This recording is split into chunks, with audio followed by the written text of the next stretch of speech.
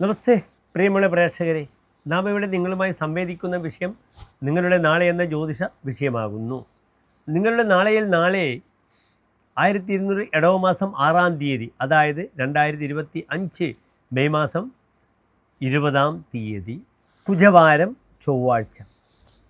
ചൊവ്വാഴ്ചത്തെ തൃശ്ശൂർ സൂര്യോദയം കാലത്ത് 6:06, അസ്തമയം വൈകിട്ട് 6:37. ചൊവ്വാഴ്ചത്തെ രാഹുകാലം നിങ്ങൾക്ക് ഏവർക്കും സുപരിചിതമാണ്. വൈകിട്ട് 3 മുതൽ 4:30 വരെയുള്ള 1.5 മണിക്കൂർ ദൈർഘ്യ സമയമാകുന്ന രാഹുകാലം. നാം ശുഭകാര്യങ്ങളൊന്നും തന്നെ രാഹുകാലത്ത് ചെയ്യാറില്ല. നാളെ നക്ഷത്രം അവിട്ടം നക്ഷത്രമാകുന്നു.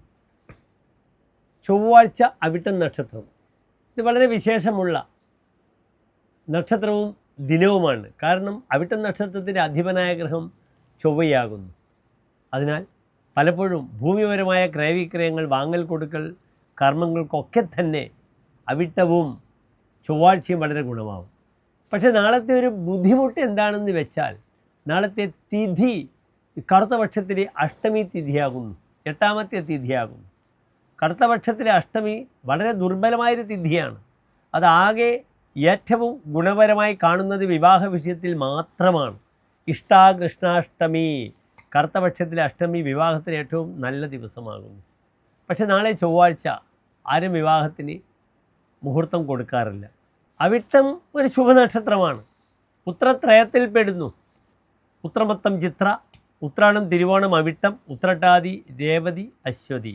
അതിനാൽ ആ ശുഭ നക്ഷത്രത്തിൽ ശുഭകാര്യങ്ങൾക്ക് പെടുന്ന നക്ഷത്രമാണ് അവിട്ടം. എങ്കിലും ഈ കറുത്തപക്ഷത്തിലെ അഷ്ടമിയും ചൊവ്വാഴ്ചയും എൻ്റെ പ്രിയപ്പെട്ട പ്രേക്ഷകർക്ക് സാമ്പത്തികമായ ഒരു വിഷയത്തിലും ഇടപെടുന്നത് ശുഭമല്ല. കാരണം തിഥി സമ്പത്തിനെ സൂചിപ്പിക്കുന്നു. ഭൂരിശ്രീ വിഭവ തിഥി ശ്രവണത. തിഥി ശ്രവിക്കുമ്പോൾ സമ്പത്തിനെയാണ് നാം മുന്നിൽ കാണേണ്ടത്. അതിനാൽ സാമ്പത്തിക വിഷയങ്ങൾക്ക് നാളത്തെ തിഥി ഗുണകരമല്ല, ചൊവ്വാഴ്ചയുമാണ്.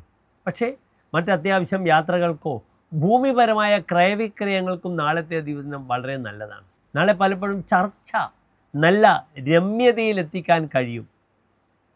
ചൊവ്വ മംഗളപരമാണ്, ഭൂമി കാരകനാണ്. ഭൂമി മധ്യസ്ഥത്തിന് നിങ്ങൾക്ക് ഇടപെടാം. അതിനപ്പുറം അത് അവിട്ടം നക്ഷത്രവുമാണ്. നാളെ ഭൂമി വിൽക്കേണ്ട പ്രിയപ്പെട്ട എൻ്റെ പ്രേക്ഷകർ, ഭദ്രകാളി ക്ഷേത്രത്തിൽ നിങ്ങളുടെ സ്ഥലത്തുള്ള, വിൽക്കേണ്ടുന്ന സ്ഥലത്തുള്ള മണ്ണ് പൂജിക്കുക. എന്നിട്ട് ഭദ്രകാളി ക്ഷേത്രത്തിൽ പൂജിച്ച് അത് തിരിച്ച് അതേ സ്ഥലത്ത് തന്നെ പല സ്ഥലത്തായി വിതറുക, നിക്ഷേപിക്കുക. ഭൂമി വിൽപ്പന വളരെ പെട്ടെന്ന് സാധിക്കുന്നതാണ്.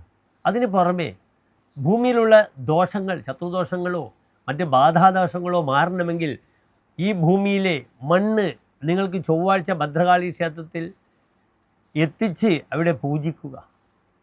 അവിടെ പൂജിച്ച് അവിടുത്തെ ആ ചുവന്ന പൂക്കൾ മണ്ണുമായി മിക്സ് ചെയ്ത് കലർത്തി തിരുമേനി തരുന്നതാണ്. അതെല്ലാ സ്ഥലത്തും നിങ്ങളുടെ പർവ്വത്തൊക്കെ നിങ്ങൾ വിതറുക. കുറേ മാറ്റങ്ങൾ, ഭൂമിയിലുള്ള ശത്രുദോഷങ്ങളും ശത്രുബാധകളുമൊക്കെ മാറാൻ ഇത് വളരെയധികം എൻ്റെ പ്രിയപ്പെട്ട പ്രേക്ഷകരെ നാളത്തെ ദിനത്തിൽ പര്യാപ്തമാക്കുന്നതാണ്.